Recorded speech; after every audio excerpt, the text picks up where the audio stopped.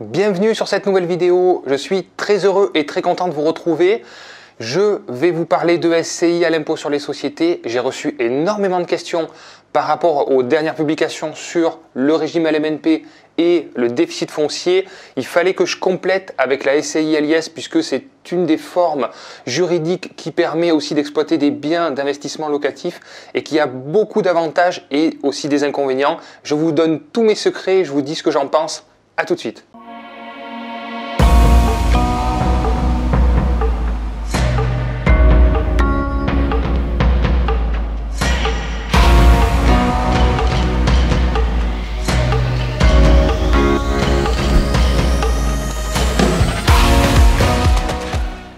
Je vous retrouve donc pour cette nouvelle vidéo. On va décortiquer un petit peu le principe de la SCI à l'impôt sur les sociétés.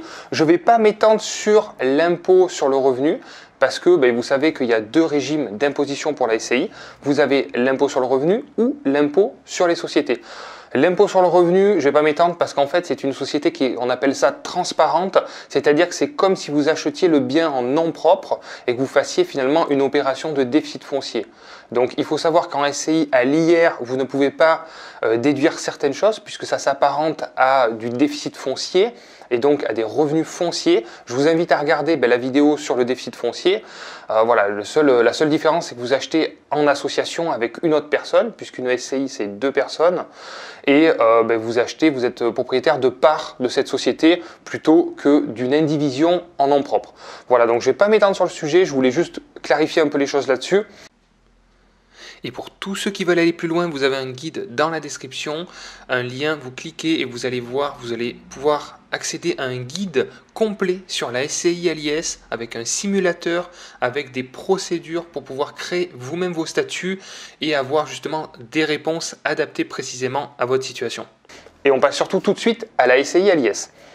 La SCI à l'IS, déjà au niveau du mode d'exploitation, je vais casser un petit peu les idées reçues. Il y a pas mal de personnes qui pensent qu'on ne peut pas exploiter des biens en location meublée en SCI à l'IS, c'est totalement faux. En SCI à l'impôt sur les sociétés, vous pouvez exploiter des biens en location nue, en location meublée, en location courte durée, en exploitation commerciale.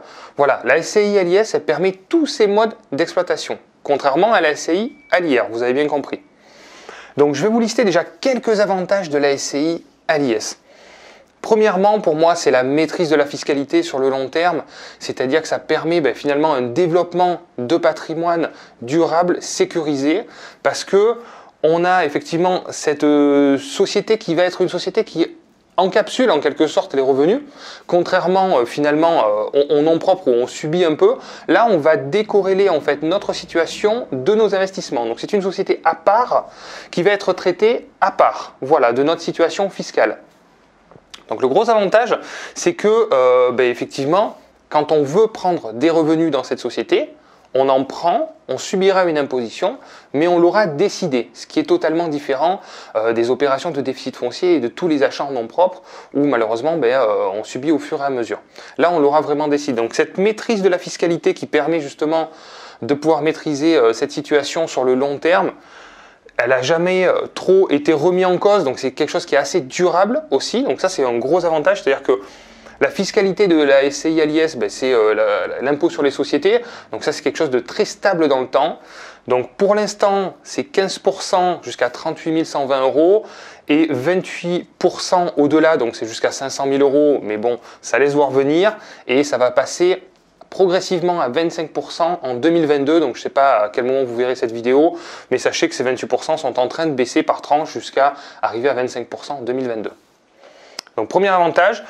Nombreuses déductions possibles. Alors, comme vous avez vu, je vous invite à regarder la vidéo sur le LMNP, puisqu'on voit toutes les déductions possibles. Ça s'apparente au LMNP quasiment, au réel, puisque vous allez pouvoir déduire énormément de choses.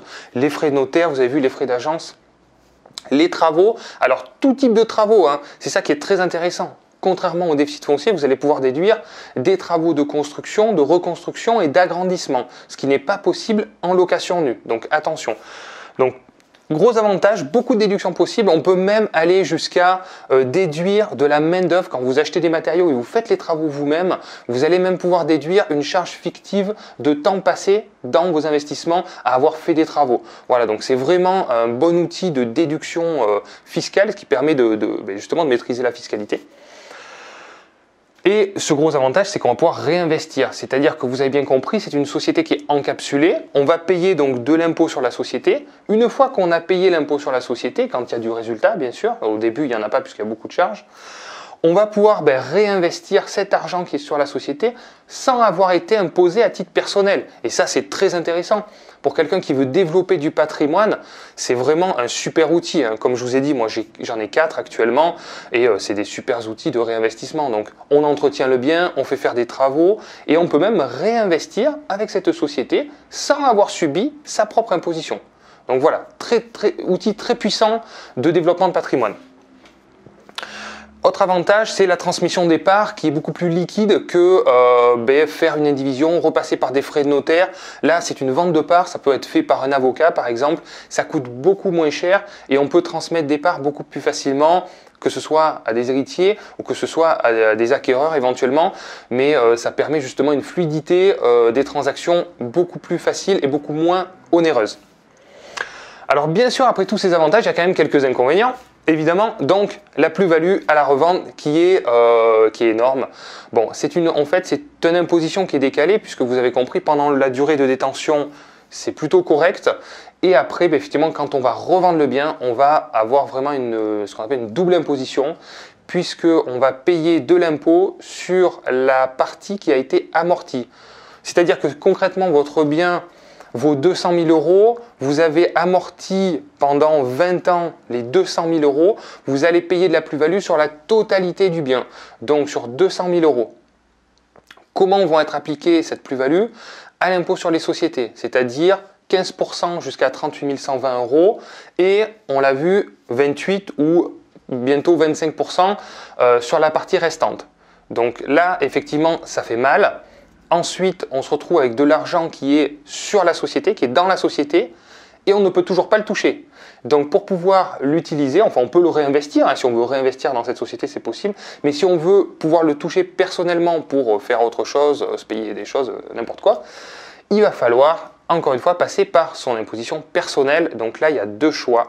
Vous avez la flat tax qui est à 30%, voilà, donc il y a cette solution-là, ou sinon vous avez effectivement un abattement de 40% et après vous rajoutez à votre revenu, donc à l'impôt sur le revenu, ce résultat. Voilà, donc en général la flat tax est quand même la plus utilisée, donc voilà, donc effectivement, à savoir quand même au moment de la revente, c'est là où ça fait mal. Après, si vous ne souhaitez pas forcément revendre, si vous souhaitez garder les biens, les transmettre, faire des montages après un petit peu plus complexes, on en parlera peut-être dans des prochaines vidéos. J'allais dire, plus le temps passe, plus les solutions s'offrent à vous. Et l'avantage qu'il y a, c'est que finalement, on paye de l'impôt, mais au moment où on a de l'argent, et quand on l'a un peu décidé, plutôt que le subir pendant la durée de détention. Donc, alors, effectivement, donc, on a parlé de l'impôt sur les sociétés. Moi, je ne pense pas que ce soit un outil pour vraiment vivre de l'immobilier, pour vraiment avoir des rentes immobilières, avoir des revenus complémentaires. Je pense que c'est un très très bon outil de développement de patrimoine et parce que vous avez compris, une fois que vous avez payé donc cet impôt société, si vous voulez percevoir des revenus de vos loyers, il va falloir donc subir soit effectivement la flat tax ou l'abattement. Bon, c'est la flat tax qui est utilisée le plus fréquemment. Donc, mais ce qui est intéressant, c'est que vous le maîtrisez, c'est-à-dire que peut-être que dans quelques années, vous allez avoir 20, 30, 40 000 euros dans cette SCI et il y a une année où vous vous dites, bon tiens, je vais prendre 10 000, 20 000 ou 30 000 euros dans cette société, mais vous l'aurez décidé. Ok, vous allez prendre 30%, mais finalement 30%, ça revient à une tranche marginale d'imposition à 14%, plus 17,2 de CSG, on est déjà au-dessus des 30%. Donc finalement, je trouve que c'est un bon outil de maîtrise, surtout on décide quand on prend des revenus et on sait combien précisément on va payer d'impôts au moment où on les prend. Voilà, vous avez bien compris. Alors je voulais faire une petite attention parce qu'il y a beaucoup de personnes qui m'envoient des messages sur des montages, c'est à la mode hein, pour éviter au maximum l'impôt. Alors moi personnellement je ne vous conseille pas de faire des choses qui sont de l'abus de droit en fait en quelque sorte. Donc le passage d'une SCI à l'IR à l'IS, c'est-à-dire qu'il y a des gens qui se disent moi je vais acheter en IR en fait, je vais bénéficier des déductions possibles pendant les premières années et après une fois que j'aurai moins de déductions, que j'aurai baissé mon imposition personnelle, je vais basculer à l'impôt sur les sociétés. Faites très attention à ça, il y a des conséquences réelles à ce passage-là en fait en impôt société. Donc vous allez à ce moment-là opter pour deux choix, c'est-à-dire que soit vous allez perdre les années d'amortissement de ce bien, donc admettons vous basculez de l'IR à l'IS au bout de 5 ans. Eh bien, vous allez perdre les 5 premières années d'amortissement. Et on sait bien que les 5 premières années d'amortissement, c'est les plus intéressantes, c'est les plus importantes, où on peut déduire le plus de choses. Donc soit vous optez pour ça, soit vous optez finalement pour payer la plus-value sur la nouvelle valeur que vous allez prendre pour repartir avec un nouveau chiffre d'amortissement. Donc ça c'est très encadré, hein, il faut faire des estimations par des experts, etc. Mais du coup vous allez payer la plus-value des particuliers à ce moment-là pour repartir sur cette nouvelle valeur et pouvoir bénéficier de nouveaux amortissements. Donc attention, c'est pas sans conséquence. Depuis peu, on peut aussi basculer effectivement de l'IS à l'IR pendant 5 ans. Voilà, donc l'État nous permet en fait une sorte de droit d'option, de droit à l'erreur. Donc voilà, mais faites très attention, je pense qu'il vaut mieux bien réfléchir avant et partir sur un choix et éviter de changer en cours de route parce que au final, on a tout à perdre. Donc je voulais vous donner une petite astuce aussi pour la création de votre SCI. Surtout, donc vous avez compris, SCI, il faut être donc 2 personnes. Encore une fois, attention, il y a des petits malins qui font des montages avec des sociétés pour être 2 personnes. Les banquiers sont pas fous. Quand vous faites des montages complexes, franchement, vous mettez un peu des bâtons dans les roues parce que les financements vont être beaucoup plus durs. C'est pour ça que moi, je vous conseille d'aller au plus simple, au plus clair, net, précis pour que le banquier puisse comprendre votre stratégie.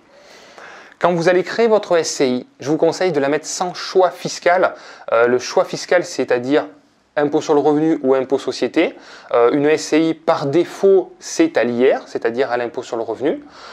Et vous avez quelques temps, donc plusieurs mois, pour envoyer une lettre aux impôts et lever l'option impôt société. Donc je vous conseille de la créer sans choix fiscal, donc par défaut à l'IR, parce que votre dossier va être étudié par des conseillers particuliers et vos conditions de financement vont être bien meilleures.